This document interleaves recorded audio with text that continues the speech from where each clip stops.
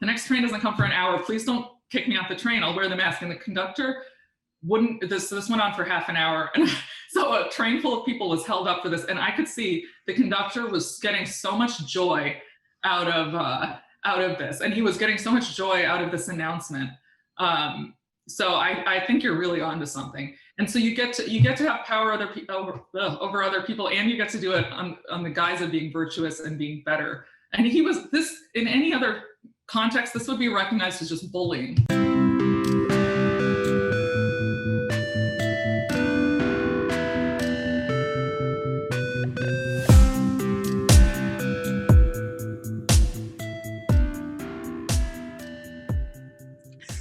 Hello and welcome to another episode of Chatter. Today I'm talking to Jenin Younes, who is a contributor at the American Institute for Economic Research, a New York City public defender who believes lockdowns constitute human rights violations, and a left-wing lockdown skeptic. They are rare to find. So welcome to the show. Thank you. Thanks for having me. No problem. So before we start, I have to make two plugs. First of all, my book has just been released. So if you're interested in how politics is being affected by social media and how disaster capitalism is going to try and take advantage of Brexit, please go and order it. The link is in the description below. And also you can get 12 months with 35% off on ExpressVPN. It's also the link in the description below. So, Jenin, when was the first time that you realized that lockdowns were causing like a real damage, or like what was the first time it like dawned on you that like this was going to hurt people? Really the very beginning. I mean, I just thought you can't really stop the world in its tracks. You know, the world is really interconnected. It's really complicated. And if we just stop something here, that's going to have ripple effects throughout the world. So it's sort of an instinctual reaction. And I thought, you know, I live in New York City. I represent a lot of poor clients. And I know a lot of people don't have the greatest living situations. They have, you know, eight people who live in one small apartment, kids who really rely on meals to get to schools, kids who are abused at home and really rely upon the school system in order to have people to tell about that abuse. You know, they tell their friends, well, now they can't play with their friends. So I just immediately saw all of these problems with it. And I suspected that over time, you know, I wouldn't say at the very beginning I had much evidence to support it, but my gut sort of told me that over time, the effects in terms of life years lost was going to be much higher because of lockdowns rather than because of the coronavirus. And I think that the past year has just shown that. I mean, there are more and more studies coming out about young adults and depression and all of these, you know, what this is doing to children, what isolation is doing to them. And I think we're only beginning to see the effects, I think, over, you know, another thing is a lot of people miss cancer screenings and other medical treatments, which is causing deaths. I think those will show or manifest more over time as time goes on. Now, it's honestly been a little strange because for me, I don't understand like why any of those like things that you mentioned, suicides, like mental health problems, cancer screenings, things like that. Like whenever that gets brought up, it's sort of just, it's not even considered. Like, you know, if we had like a discussion about it, maybe people could say, okay, there's like a fair chance that the deaths from COVID, like in this hypothetical discussion, would be higher than the damage caused by this. But like to even raise it as a point for discussion almost is seen as denying the existence of COVID in some cases, or just being callous and like you want to kill everyone's grandparents. And like, why do you think that COVID has become like the biggest fear overall? Like any other, like everything has to be sacrificed in some like scenarios seemingly just because of COVID. Like why is there no balance there? Well, I have a couple of theories. One is that, so, you know, sort of early on, there was a question about how serious this was. And I think whether this maybe was a real risk to younger people, you know, not the very elderly only, or I should say mainly.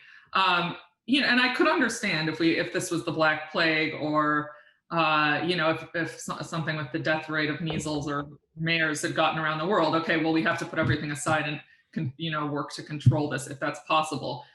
So I think early on there was a question as to whether it could have been like that, but very quickly we had, I'd say by the end of January, we had data from China. We knew that this wasn't that sort of virus. So that doesn't explain what's happening now. I think the politics was a lot of it, and I think U.S. politics, especially where Donald Trump sort of waffled at the beginning. He said he didn't seem to take it that seriously, and he went back and forth a little bit. I mean, he never knows, he doesn't know what he's doing at any time. But he's so reviled on the left, and rightly so. I mean, I understand why people don't like him. I don't like him. But I think that sparked this automatic reaction that, like, well, if Trump doesn't think this is that serious, it must be that serious, and it must be that we have to do everything we can, and anyone who doesn't agree is immoral. I think that's probably where it started, although it doesn't explain the UK or other countries, except maybe the Trump effect kind of, is broader than the United States. I mean, I'd be skeptical about that, but yeah, so then if it wasn't like the Trump effect, like solely, what were the other factors involved, do you think? I mean, I think there was a lot of hysteria, as I said at the beginning. I think people just really didn't have a good picture of what was going on, and some people, I think, just got it etched in their brains that they were going to die of this if they got it. I have friends who are otherwise healthy, in their 30s, and really think that this poses a significant risk to them, even though the data is in, and if you're a healthy 35-year-old, your chances of death are like, less than a car accident, or things that we assume risks on a day-to-day basis.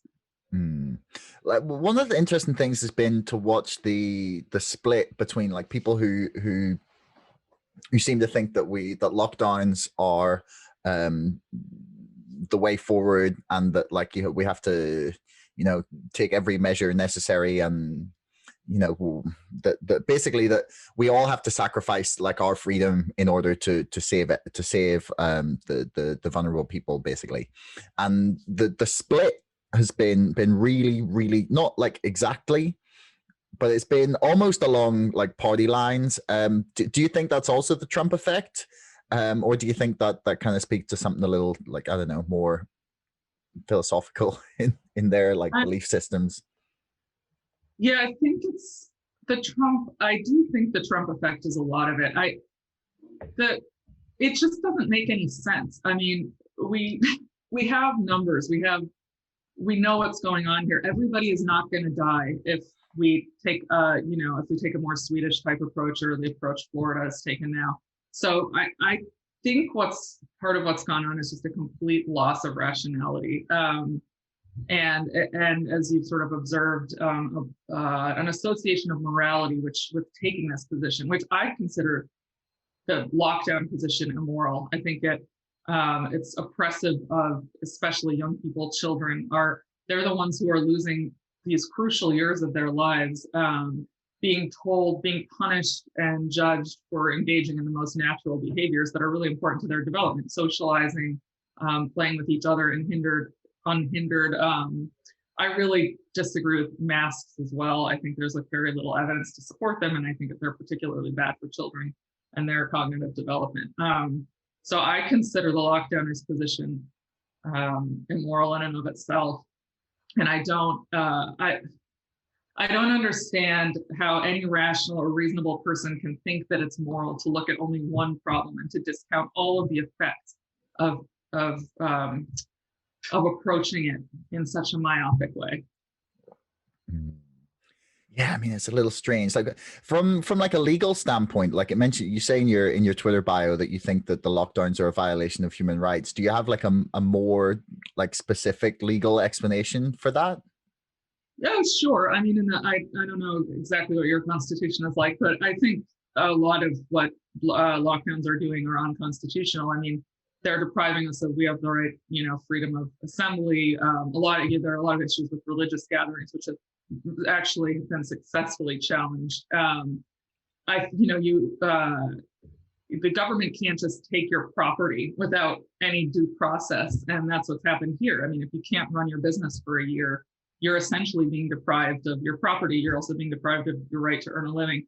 So these things are so fundamental that I don't think that the Constitution even contemplates them. I don't think that the founders ever thought the government's going to tell people, sorry, you just can't earn a living for a year or two, maybe.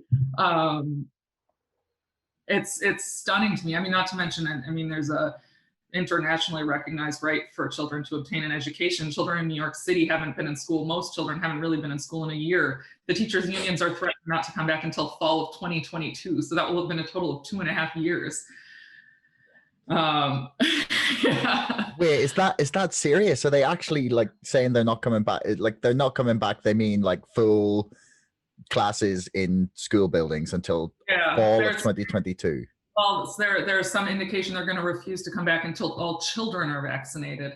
And we know there's not going to be a vaccine for children, as there shouldn't be a vaccine for children because the virus poses no danger to them, and they don't, we know they don't spread it very, very much. Right. So, but yeah, that's like what's happening with that battle? Are they threatening to go on strike or? Yeah, I mean, they're just saying they won't come back. They're extremely powerful in New York City. They're extremely powerful. If they won't come back, there's not much anyone can do about it, as both the mayor and governor have learned the hard way, and the people of the city of New York. It's really unbelievable. Wow. And is it just New York where the teachers' unions are threatening something like that, or is there a more like nationwide movement going on? It's happening it's a big problem in California. Chicago, I think, has had I pay the most attention to New York since I live here, but it's a problem in many, many blue states now. Yeah. Wow. I mean, like, so we mentioned there before, or you kind of touched on the idea that it was like a way that a lot of the rules were perhaps a way for people to, I don't know, feel either safe or virtuous because they're expressing these views because they think it's for the benefit of everyone, or it's because it's the antithesis of what Donald Trump wants. Like, do you think there is like an element of people wanting to get on their high horse, where you see like lectures like on public transport or places? Like, do you think there is like an element of virtue signaling in there, or do you think like it's genuine, like either fear or concern from these people? I think both. I think there's so much virtue signaling. In New York City, most people wear masks outside on the street, and everybody walks a lot in New York. I don't, and you'll probably see, if you walked around New York City all day, you would probably see me and one other person who wasn't wearing a mask on the street. So really? Yeah, everybody wears them. And I don't, some fewer people wear them exercising, so you'll see runners a little bit more often, but most runners wear them. And I run without a mask, and people get very upset. There's something about the idea of, I guess, you're breathing heavily near them or something. But so people constantly go up to me and tell me, and I also sometimes just don't wear a mask on the subway, even though it's the rule that you have to. I just see how much I can get away with it, because I think it's really important to rebel. And unless more people start saying, I'm not doing this, these mandates are never gonna be repealed. But I think a lot of people really enjoy feeling superior to other people, and that's the impression I get. Because that's been the suggestion of a few people. I saw Michael Malice, the kind of anarchist, I don't know exactly how you would describe him, like talking about it, and he was basically just like, it's a way for powerless people to feel powerful, and that's like that for me, it's definitely got to be some of it. Like the best bit is when I've seen a few videos where people are like really terrified that someone's not wearing a mask, so they come up really close to them and and stand there and shout at them for a while. And just go, if it was all about fear, you probably wouldn't be standing beside them. I actually, a few months ago, I was on the New Jersey Transit, and they had a new rule that you could no longer drink water because you have to take your mask off. So the conductor would announce every few minutes, you cannot take your mask off. You cannot drink water on the New York City Transit anymore, because to do so, you have to take your mask off. And at some point, the train just stopped, and the same conductor, I recognized his voice, came up to a guy in front of me and said, you have to get off the train. And the guy was like, what? And he's like, you're not wearing your mask properly. I saw you before not wearing it properly. You're not wearing it properly. Now get off. And the guy was like, look, we're like between stops. The next train doesn't come for an hour. Please don't kick me off the train, I'll wear the mask. And the conductor wouldn't, this went on for half an hour. And so a train full of people was held up for this. And I could see the conductor was getting so much joy out of this. And he was getting so much joy out of this announcement. So I think you're really onto something. And so you get to have power over other people, and you get to do it on the guise of being virtuous and being better. And he was this, in any other context, this would be recognized as just bullying. It's just bullying. Yeah, I'm so confused. So they actually held up a train of like, I don't know, however many 100 people for like 30 minutes for this one guy who wasn't wearing his mask correctly. Yeah. What was the reaction from the people on the train? Like, were they getting mad at the conductor, or were they like cheering him on, or? They were mad at the guy that he had done this. And like, there was an old woman who was like, my granddaughter's waiting for me. My granddaughter's waiting for me. Please move the train. Like, but he ended up getting the police, and the police escorted the guy up. I mean, this is real. My friend, I was texting my friend, and she was like, take a video. I was like, no, then they're going to kick me off. I'm not going to take a video. That is so crazy. The police came. I'm like, it's stories like this that make me mad, when people are like, oh, this isn't a police state. You're being ridiculous. And you're like at what point, like, what point do you start thinking, like, what is with the willingness of people to like, I can't believe people weren't mad at the conductor. Like, I would be furious. I'd be like, you cost me 30 minutes because of your crusade. Like, just let him wear the mask wrong. Yeah, I know. It's crazy.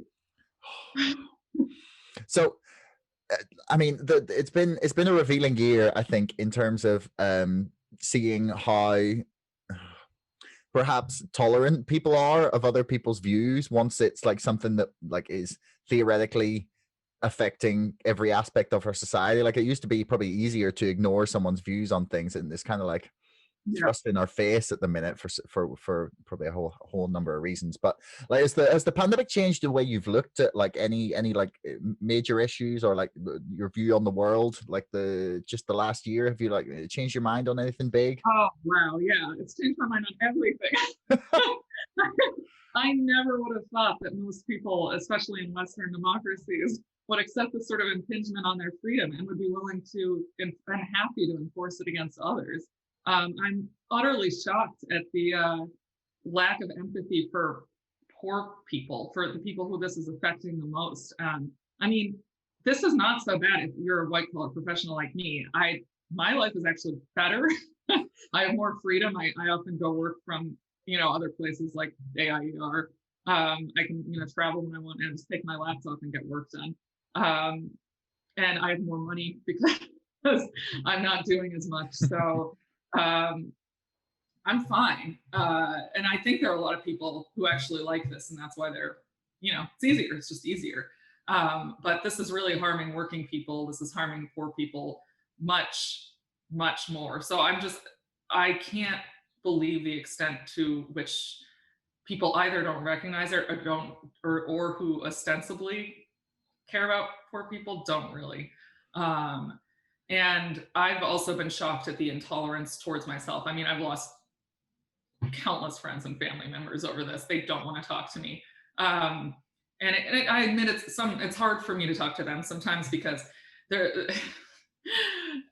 what can you say? As you say, it affects every aspect of life. And I know they disapprove because I hang out with people indoors and I try to live my life as normally as I can.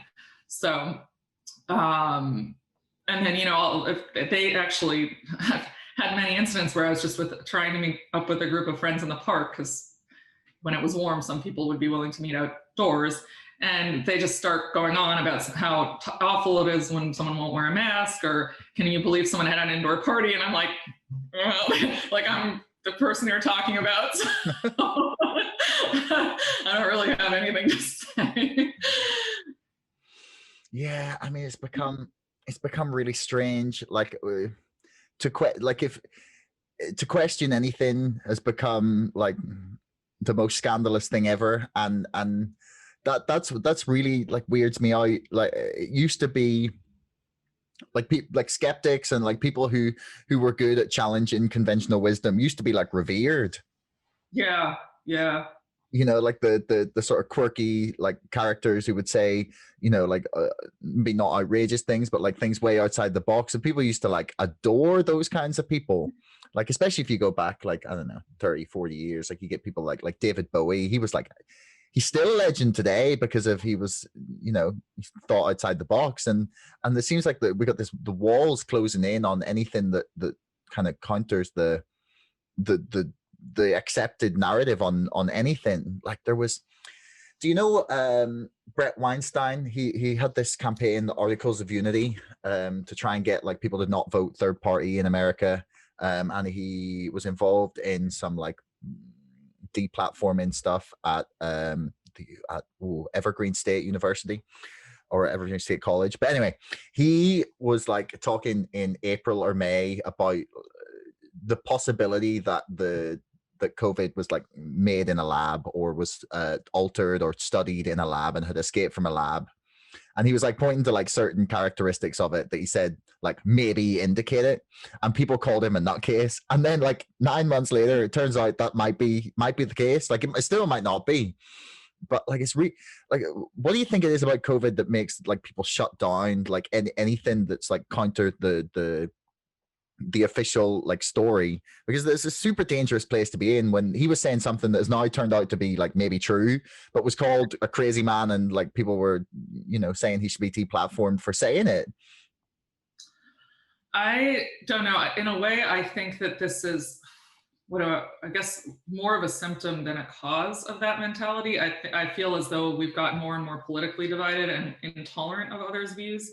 And I'd encountered sort of this type of mentality over the past few years from friends and colleagues where I had an opinion that wasn't popular about. I have very strong views on, free speech and what's happened with the campus speech. I think basically we should be hearing even views that are important to us, and people shouldn't be canceled. And so that's an area where I've clashed a lot. And I voiced those opinions, and then people refused to speak to me again. So this sort of intolerance I've experienced with respect to my COVID views was sort of the climax almost. And so I think that this is just the way that our society is going. I don't know if I want to say just the US, or it's common in Europe as well. But for some reason, there's just such a deep political divide, and we've sort of attributed morality to, which I think sort of goes back to what you were saying. We've started to imbue views about these things with someone's moral character. And I think that that's a problem. Whether or not you think that somebody should be allowed to speak on, Stanford's campus, I think that reasonable people could differ and have different views on that. But we've decided to say, well, you're a bad person because you think this. You're a bad person because you question whether masks work. And I think we've been going there for a long time, and now we're really here, and we're in a kind of scary place. How much do you think social media is to blame for that kind of like lack of tolerance for other people's views? Yeah, I think social media is a huge part of it. I think I think people have become it's so easy to be nasty to somebody when you don't see them face to face. And so I think that has sort of increased this divide, not to mention you can just say whatever you want with it. There's just so much information, and a lot of it is completely crazy. And so it's just kind of, I think it's sort of polarized things even more than we were before. So it's too bad. I thought it might be a good thing, just making, you can share information much more easily, but I think it's been by and large negative. And then if we didn't have social media, we probably wouldn't be where we are with the coronavirus stuff. Yeah, potentially not. I mean, for like a very brief detour into like, I talk about this in my book, actually, shameless plug, where and I talk a lot about how we can kind of get like fixed into our own like little information bubbles, and the way the filter bubbles work, and the way the algorithms push us towards things that like sort of confirm our bias or make us really, really angry. There's no like middle ground, like in terms of what algorithms tend to recommend. It's always like the extreme. and it Yeah. tends to like keep us like hold in these little communities where we're only seeing like the most extreme version of the other side of the argument that's popping up because it makes people mad, basically. Or you're seeing like the extreme confirmation of like your own side of the argument, where there seems to be this like constant competition to like be the most extreme, Yeah. for, you know, for the most like I don't know, MAGA points or the most woke points, or whatever whatever the issue is. You know, you get the most like, I don't know, making the libs cry, or you get the most like shutting Trump down points. And it works in the same way, I think, with like the masks and the lockdowns and everything, where people just they either see people saying, you know, this is terrifying, we have to lock down until 2035, Bill Gates says so, or you get or you get like someone showing you like some guy who's like concocted this like huge diagram as to why Disney released why Disney has created like a fake coronavirus in order to take over like DC Comics and rule the entire you know, comic book cinematic universe. Like you only see the crazy stuff and you don't see like the normal people, and it's like making us all mad, I think. Yeah. Yeah. So like one of the interesting points that like it's your Twitter handle, like lefty lockdown skeptic, and it's been interesting for me to watch like the division, and we talked about like generally across society, but on the left especially, and to me it kind of looks like you're separating like the lefties from like the classical liberals, like the people who would have been probably quite centrist but like believe in the ideas of the left because the Overton window has been shifted so far right. But like as soon as something where they're like trying to argue for, say, like freedom of speech or something along those lines, or, you know, just freedom of assembly or anything that's being violated right now, that they're kind of being cut aside from the majority of the left. Like, would you say that's accurate?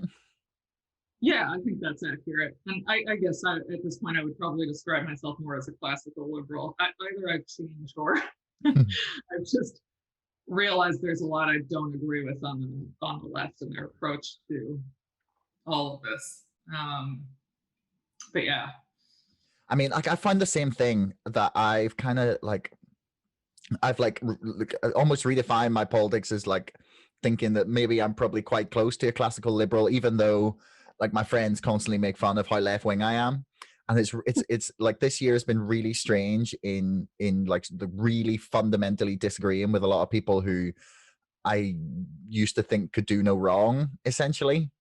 And not that I don't still believe in a lot of their causes, but like just like when did you realize that you were not in the majority? Like after the initial kind of chaos had calmed down and people started to get more of a grasp on what this was, say around like April, May time, like when did you realize that you were still like heavily in the minority? Yeah, I'd say April or May. I started, one of the things that I think really made me question. So I read the New York Times, or I used to read the New York Times a lot and listen to NPR, like all good liberals in the United States. And then New York Times really early on took like a very strong pro-lockdown position, and then shortly thereafter pro-mask position. And I was suspicious because I was just like, how could you know that this is the right thing to do? You know, it's March 15th or something. And I wrote this in an article, but like very quickly, one day masks were, you shouldn't wear masks, and the next day you should. And the New York Times knew for sure that every good person wore a mask.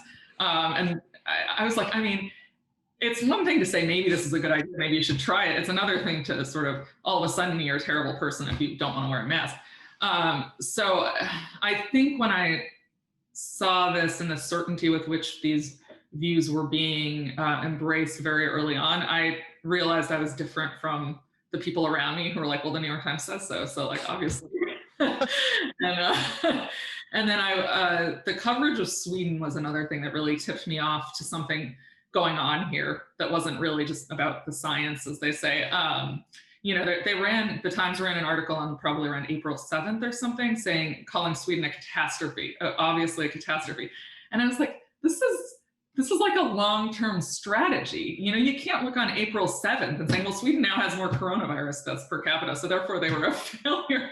I mean, that's absurd. They're like, we're talking about is something that probably will take years or decades to know the effects of. So I just really saw that this wasn't being covered in a way that made any sense to me. And so I started to look outside of that pretty early, April, May. And I came across people like Jeffrey Tucker and Alex Berenson and some of the scientists, Martin Kulldorff, Jenin Younes, and just realized, however the Times was marketing this wasn't the only view, and there was more going on. And I just continued to do more and more research, and can just part ways more and more with everybody else I knew. Well, and they also, something that was really telling to me was they wouldn't listen to me when I tried to explain, like, oh, well, I've been reading this woman, Sunetra Gupta, and she has a different view, and this is what she says, and she's a great theoretical epidemiologist at Oxford. They're like, well, she's wrong. Like, okay. Like, to what extent do you think the media are absolutely loving this? I think they're loving it. This is what gets them clicks. They've tried it many times before. They tried it with the bird flu and the swine flu and this and other sorts of catastrophes, terrorism. They love getting people riled up. And for some reason, this one stuck. In previous years, it seemed like somehow, hysteria was sort of tamped down to a reasonable level or whatever. So I don't know what differed. Maybe it was Trump, maybe it was social media, maybe it was just the increasing polarization in the country, maybe all of those things. I think I don't know, it was just some kind of perfect storm. And now we've gotten to some place where everybody is so stuck in their view and so irrational. I don't see how this is ever going to be fixed. Yeah, I think a lot of people have doubled down. Like there's no way for a politician to stand up now if they've been like pro lockdown for say a year. Even yeah, so say they like turn around and go, actually, at this point this is causing a lot more damage than good. We need to stop this. They can't just like turn around and, well, maybe they could. They can't just turn around and stand up and be like, yeah, we were wrong. Sorry, my bad. Like that doesn't work. Like they don't stand up and admit they were wrong. No. That's I suspect but the New York Times also isn't going to admit it was wrong. This is like a huge paper that staked its reputation on how lockdowns are the cure all and the only way to go about this. They can't at this point, acknowledge anything else. Mm-hmm. Yeah, we had the same thing. So I was in Austria for a few months there, hoping to work, but it didn't work out. But they brought in this thing where you have to wear the FFP2 like a proper like a really like a higher grade mask. Like that was mandatory on buses and in shops and everything. And for me it was just like, so wait, hang on, the other ones don't work? Like these ones you've been telling us to wear for like 6 months, like, are you just saying they don't work now? Like, and I kind of thought maybe that would like click something and people go, maybe they were lying about, maybe they were kind of lying about it, or I don't know. And everyone just sort of like accept it. And I was in the supermarket like the next day after the day when the old masks became unsafe. Like I didn't have one of the new ones yet. I still had to get it anyway. I was like shopping, and like this woman came over to me and was like, you should have the new mask on, it's just really dangerous. And I was like, hang on, if this was 24 hours ago you wouldn't have said a thing, and now like well, now I don't know if they're doing it over there too, but they're doing the double and triple masking. So I think that's hilarious. It's really similar in my opinion. Instead of admitting, the masks don't work, they're like, no, it's just that you didn't have enough of them. If you have 3, then it'll work. And they even try to come up with these percentages. 1 mask provides 50% protection, 2 provides 73%, 3 provides 94%. Like, I don't know who believes this utter nonsense. Yeah. Sometimes I'm just like, what, did we just lose all like rationality? But like people have always been skeptical of the media. I don't like, I've been trying to work out why people have like just everything that is said in the media now is like gospel. Whereas before, like if you come back a year and you said, yeah, do the media have an agenda? And like, are they probably lying about at least some of the stuff, or like framing it in a way to like boost their profits or not annoy their donors or or shareholders or advertisers, everyone would have just said, well, yeah, obviously. But now, Yeah. if you suggest that there's any corruption whatsoever in the way that they're presenting like their message, it's like you're a COVID denier. Right. Right. Well, here I think there is a lot of trust on the media on the left. Sorry, like the left-wing media, the Times, whatever. Yeah. And mistrust of the mainstream media is heavily associated with being a Trump supporter or being a right winger. So I think that plays a role. And so when I say things like, the Times is not presenting this honestly, they think I've somehow turned into, I don't know, Sean Hannity overnight. Yeah. Yeah, I mean, like I like to think that they're all lying. It's a much easier way to be. And they just, they're all lying about different things and for different reasons. But makes more sense. I mean. Yeah, like you kind of mentioned like the coverage of Sweden, and at the UK at home, like we haven't really something I've noticed that we don't compare our own responses very much to like other places who have like wildly different results.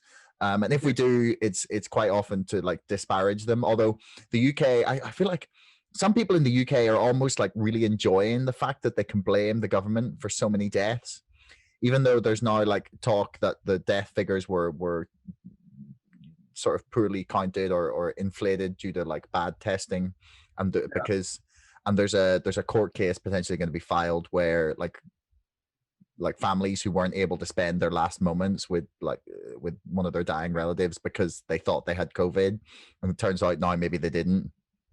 I'm going to be interested to watch how that court case plays out. But like basically the coverage of other options for like how the rules are laid out or how to deal with COVID is very undercovered. And like one of the things that I've been really stunned about is that Florida has just been like completely unmentioned basically in any of the media stuff that I've seen. Like it could be different in the States, but that's kind of where I was going. Like has there been coverage of Florida on like mainstream news? Have people been talking about it, or is it sort of just a they don't cover much at all, and I suspect it's because it's a great counterexample. Actually, my colleague at AIER, Amelia Jenin, wrote a really great article. Everybody should read, comparing Florida and California's numbers because they're similar climate, and Florida actually has obviously an older population on average, and their numbers are about the same. And she sort of goes through all the various factors, but there's really, and for people who don't know, California locked down really heavily. I have a brother who lives in San Francisco. They've been basically under some form of house arrest for like a year. It's insane. They banned outdoor dining at some point. They've been under stay-at-home orders for many, many of the months out of the year. And then Florida has been basically open since, I forgot exactly when they opened. It was maybe September. They've been basically completely open. And their numbers are now, I think, a little bit better, actually. So I think they're number 27 out of 50 in terms of deaths per million in the US. Or that's what I read a day or two ago. Yeah, and I mean, if you look at the data, lockdowns just aren't correlated with death rate at all. And you can, look at all sorts of different factors like the age of the population, seasonality, whatever. But it's clear that it just doesn't really work. Because first of all, it's contrary to human nature. People are just not going to not socialize for a year or 2 years. That's simply not going to happen. So you can't make public policy that's based on, the opposite of how humans are meant to behave. That just doesn't work. And in any event, essential workers, so like people who are delivering your groceries, people who are cooking your food in the restaurants where you're getting your takeout delivered from, those people are all going to work. Those people are all interacting with other people throughout their workday. We're just shifting the burden onto them and protecting white collar professionals so they can do Zoom.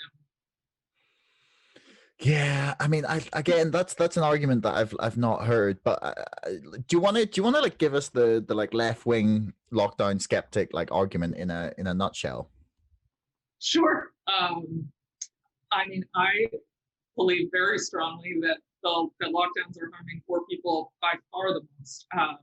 They're harming poor children who can't get a proper education. Rich parents or even middle-class parents can send their kids to private schools. The private schools, by the way, in New York are open and have been open for a long time. It's the public schools that are closed. So it's the poor children who are falling behind. Obviously, larger percentage minority children. People in developing countries the figure is 130 million additional people are facing starvation, death by starvation, possibly because of supply chain disruptions due to lockdowns worldwide. Because as I mentioned before, we live in a very interconnected global world. And when the first world just stops doing things, that has effects in countries like Somalia or, Rwanda or whatever, India. And so those potential starvation deaths can be directly traced to lockdowns in first world countries. We've removed humanitarian aid, so a lot of people aren't getting tuberculosis, measles vaccines, malaria treatment. Those cause millions and millions of deaths per year in third world countries, especially, that we're going to see go up drastically. So, the people who are benefiting the most from this are upper middle class, mostly white people in first world countries, and the people who are being harmed are poor people. And they're not being harmed for any good reason because lockdowns don't work. Well, that's pretty. Yeah.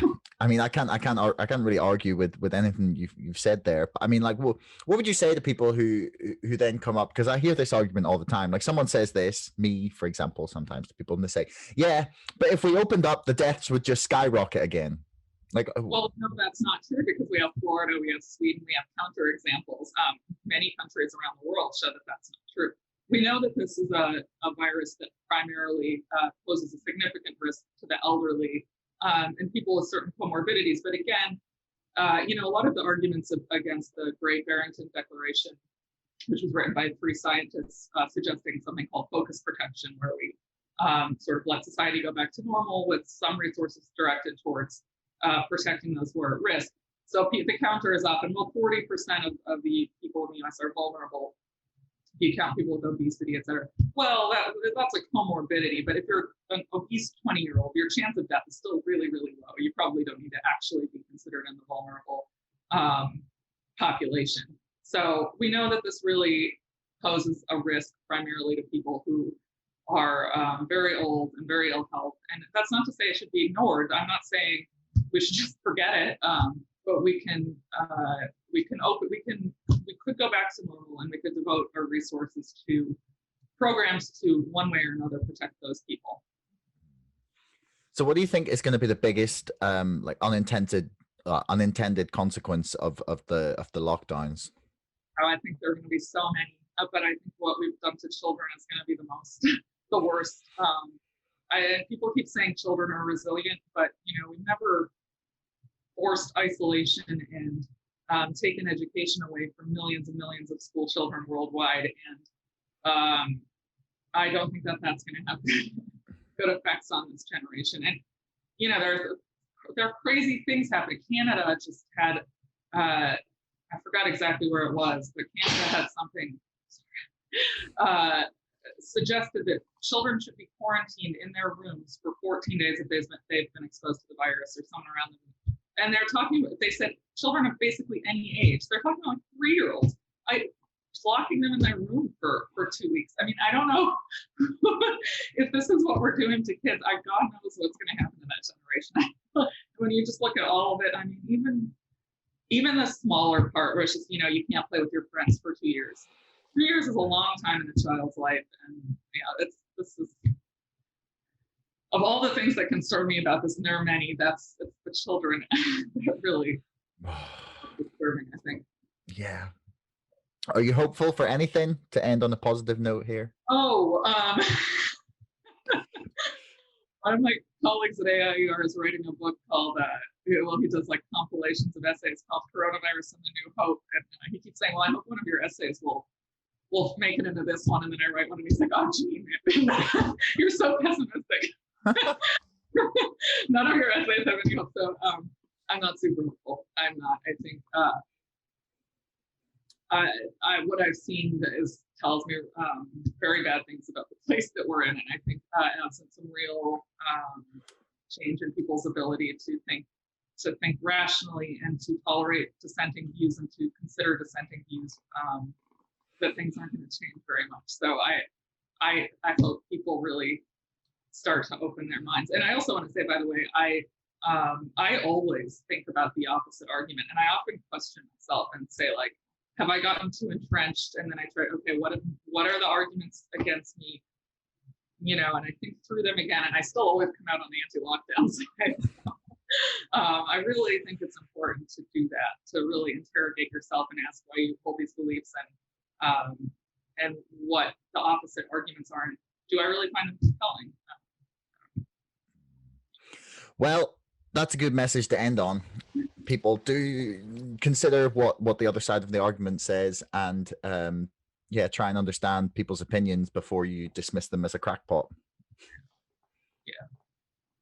But yeah, Jenin, thank you very much. It has been a pleasure. People can follow you on Twitter. What's your handle?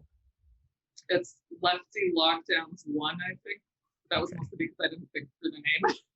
I didn't know much about Twitter. So I was like Lefty Lockdown Skeptic, and then it got shortened to Lefty Lockdowns. That sounds like I'm pro lockdown. Lefty Lockdown. Okay. Well, I will link that in the description below for everyone. So yeah, thank you very much. Thank you. Thanks so much for listening. If you enjoyed the show, please subscribe, follow me on Twitter, or sign up to our mailing list. Thanks a lot to our sponsor, ExpressVPN, the #1 most trusted VPN. Get lightning fast connectivity with servers in 160 locations across 94 countries. Keep your browsing privacy safe with ExpressVPN, and get a 35% discount on 12 months of ExpressVPN when you follow the link in the description below. Don't forget, my book is now out and available to order on Amazon and on bookshop.org. That's Brexit, the Establishment Civil War. And most importantly, thanks for listening. We'll see you next time.